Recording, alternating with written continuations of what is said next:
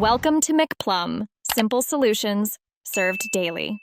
In this video, I will show how to play Shell Shockers on phone.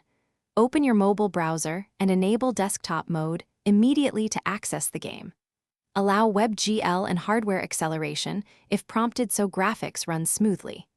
Close background apps to free RAM and reduce input lag.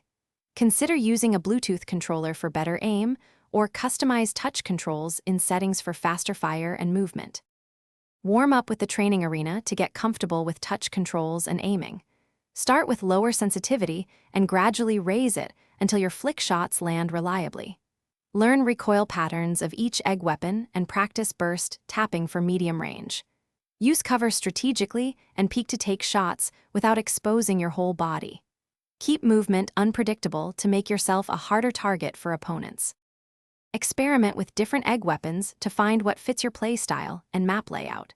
Short-range builds favor mobility and slugger weapons, while long-range needs steady aim and the revolver. Balance aggressive pushes with strategic retreats to reload safely. Watch mini-maps and spawn timers to control key areas. When playing team modes, share info about enemy positions and focus fire to secure objectives and rounds efficiently. Thanks for watching. Stay juicy and subscribe.